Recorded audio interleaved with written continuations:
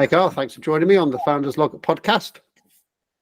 Hello. Which is the new name for it because our YouTube channel, YouTube is rolling out podcasts, which they've had missing for years and years and years. Yeah, I've seen you mention it, yeah. Yeah, so it's out in the US. So if you've got the YouTube app or YouTube Music app in the US, you can subscribe to podcasts now.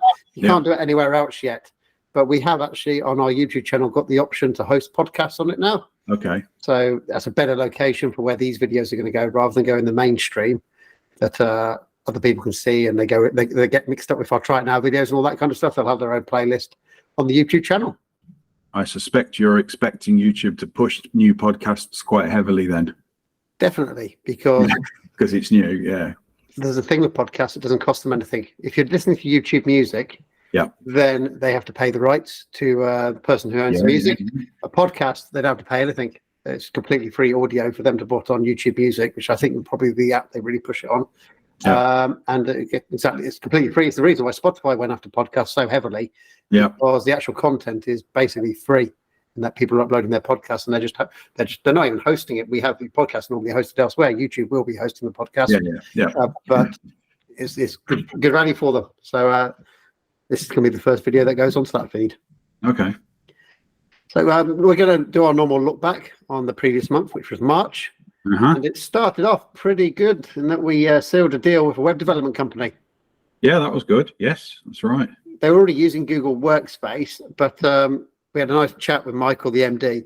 And while he was looking after their IT and doing Google Workspace, he knew that he didn't have time to do that.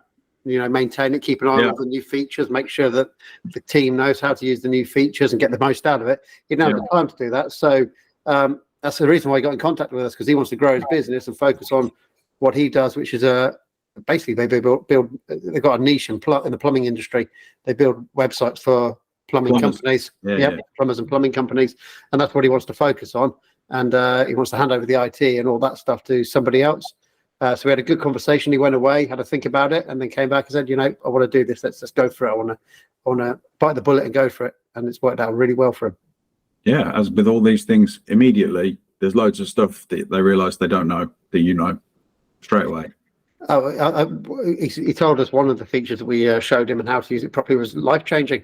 It's essentially changed the way the company runs because it saved them hours per week on what they were doing before in the process.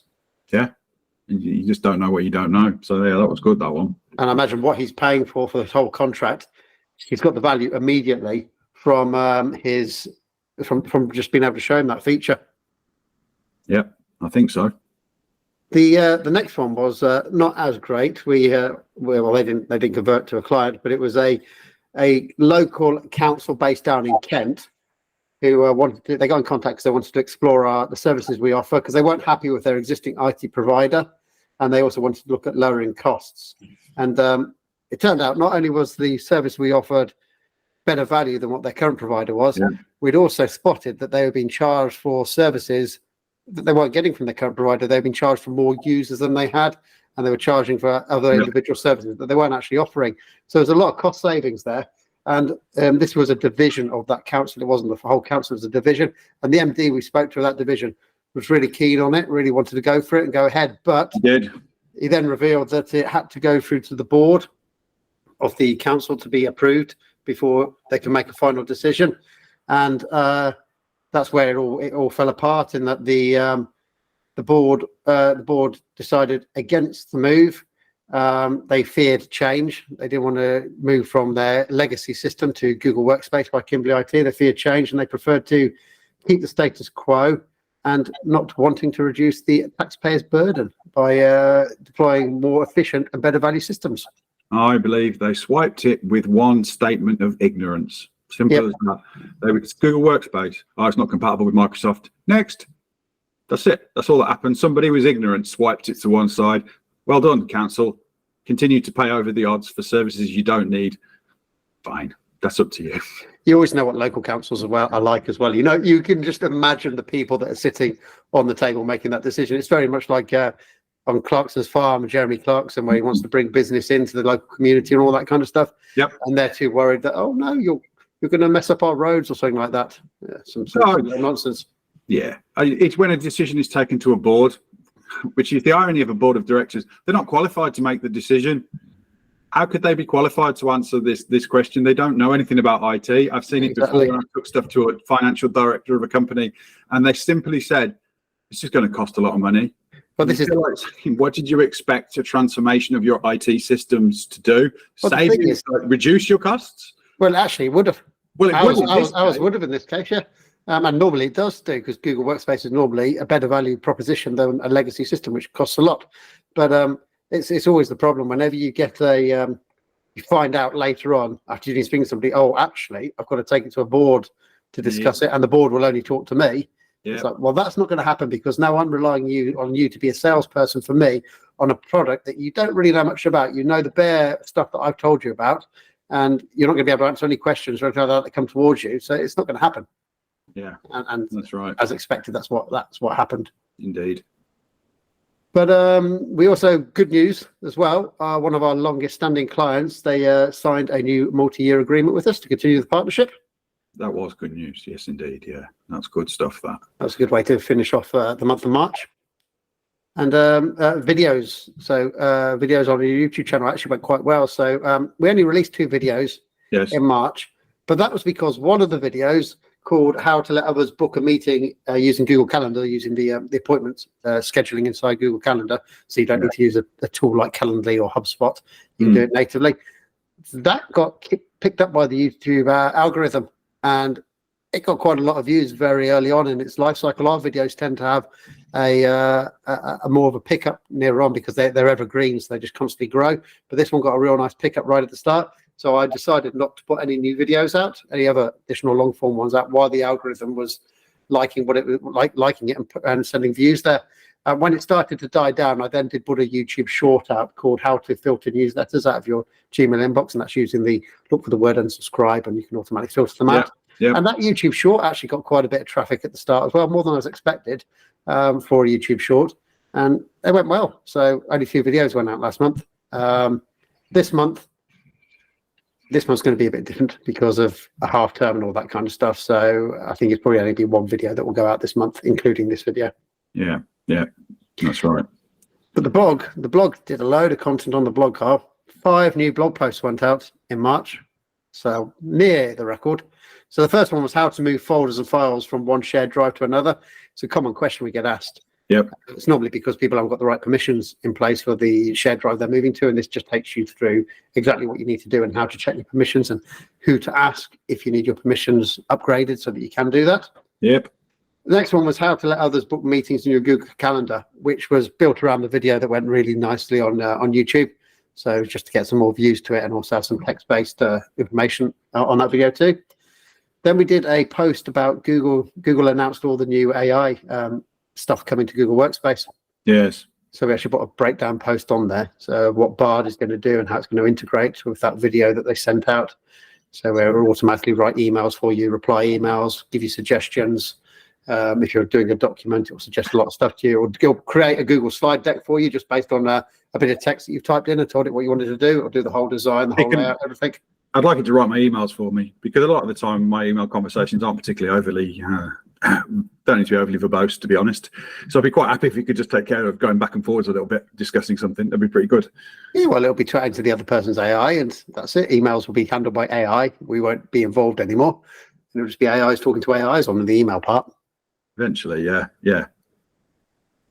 I then updated a blog post that we had earlier about how to keep control of attachments when you share them in Gmail.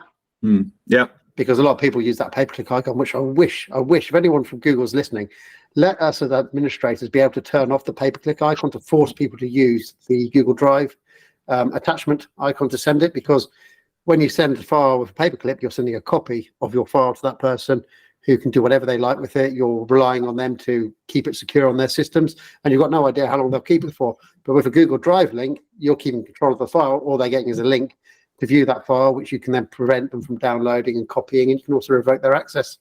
Yeah, so I scoured the Gmail API to see if we could do that any way possible. I invoked ChatGPT-4 to assist me, but it's not possible. Nah, can't do it. It's the same thing. It's like our argument about having the spam filter down the left. You've got all this amazing Google AI protecting you, but then it dumps the email into a spam filter where the user can just remove it out. Same one there. Crazy. It's just like, why? Spam folder should have gone. long time ago. And then finally did one updated a blog post about questions you should ask when hiring new people to join your company about IT, to try and work out how proficient they are with IT, because it was based on a LinkedIn post that I popped out to you. I sent to you, it was a recruiter, and they were just saying, oh, all we need you to be is good with Windows, Microsoft Word. It's like, that isn't a skill anymore, being good at that. That's something someone should naturally be able to do, Microsoft Word. But like you pointed out, which of the 4,000 features of Microsoft Word do you need to be good at? Because it's a big bloody package. And all they're doing is checking the basics. And it doesn't confirm anything else of how you can use a computer. If you can use Word, it doesn't confirm anything, because everything's online now. Looking at that world, they're a recruitment consultant. They're going to have their world spun on its head by generative AI, without a doubt. You're going to need the skills of how to write a prompt, and pretty quick for those sort of people. Word's not going to cut it anymore. Well, interesting. A new job that will come out is prompt manipulators. Yeah, people who know what to do to get an AI to give the responses you want and dig deep into data, because you do need to know how to manipulate the AI to get out. You can ask it a basic question, but you're going to get a basic response. If you really want it to dig into that data and get you a good response back, you need to be able to write it in a way that it can fully understand what you're trying to explain and do what you want it to do. So that will be a new job role that will come out in businesses. AI prompt manipulator, I'm going to call it. There'll be more about that next month's Founders Log. Oh, okay. You've been doing some manipulation then? I've been playing around with lots of different AI tools that come out. There's somebody coming out every day. Oh, yeah. And I follow people on Twitter. I've just been trying them out. And I thought next month I'll give a little feedback on some of the things I've played around with and what I've seen. Cool. It's pretty amazing stuff going on every day. Look forward to that. So it's a good point now to hit that subscribe button. Yeah, that's right. And listening. Do you want to know about March's assistance and support statistics? Yes. Because no one else publishes theirs. Only we do. So in February, we got contacted by 113 people, subscribers. Okay. 89 of those got in touch for assistance, and 24 were asking for support where something's not working as it should. Yep. Out of those, 79, which is 69.9%, got a response and were back to work within 5 minutes. 31, which is 27.4%, received a reply and returned to their work within 30 minutes. Yep. And there were 3 that took over 30 minutes, but less than an hour to resolve. It's not too bad. I was thinking, was it March that I had a particularly tricky one? That's probably going to be in April's then. That took me quite a long time. I had one of those, the spanner in the proverbial works. I can't remember which one that was. No, I can't either, but I'll have it remembered for April's. Was that the one where a CMOS battery went and the computer hadn't got the right time or something like that? I've had one of those. Yeah, I've had one of those with the time. Good old-fashioned time was off and completely threw somebody. It was throwing out 2FA, that was, because your 2FA tokens won't work if your time's not right in Windows. Yeah. There's a lot of things that don't work when your time's not right. You're right. Computer systems scheme without the right time. I've seen that Google Chrome has a new error page. It can detect when your time's incorrect, and that's why you're getting a certificate error come up, because before it wouldn't do that. But now it will say, check your computer's desktop time, make sure that's right, and try again. It's amazing how long it takes, isn't it, for somebody to write a rather simplistic error message for humans. Yeah. And then out of those 109 subscribers, they contacted us through our unique instant messaging service. And then the remaining opted to get in contact with slightly less quick methods, which is basically email. And then we reckon that 12 subscribers wouldn't have had to get in contact if they'd had some regular training on the services. There was literally the only reason they got in contact was because of a lack of knowledge, which would have been covered off on some basic training. Yeah. Companies always faltering on the training, which is a shame. Nothing changes there, so I don't know whether we'll ever see a reduction in those statistics. People don't train themselves to learn to use computers unless they're personally interested. Well, that's everything I've got for March. You got anything you want to add at the end, or you're all covered? I've been out and about a few times in March. It's been nice to get out and about, see a couple of customers, visited some sites, that sort of thing. Like we didn't do that for such a long time, and it was good to do that. I got back into Birmingham City Centre to see an old colleague of mine, Lee, as well, which was nice. Some sushi. Yes, we had some sushi. Which you cunningly got him to pay for. Which I did. They couldn't resist treating me to some sushi, so I wasn't going to reject his kind offer that day to do that. Sushi Passion in Birmingham now having expanded from before into a bigger location. Yeah, it's in the same location, Great Western Arcade. Well, same location, but they're next door to where they used to be, and they have a space that's twice as wide as the one they used to have. So they're obviously doing all right for themselves. And we'll have to get some more of that in. It was good. Yeah, well, the only competition they had, which was in Birmingham Fish Market, closed down. Yeah. Well, I guess most places don't have a sushi restaurant. They are thin on the ground. Yeah, I think a lot of them got hit by just lockdown over the years, and probably run at some bets and couldn't pay them off in the end when they could finally get customers. That's it. Then we'll have a few more interesting updates for April in next month. We got a juicy story about a prospect that didn't come off, and we got AI news from me. Cool. I'll have to think of something then.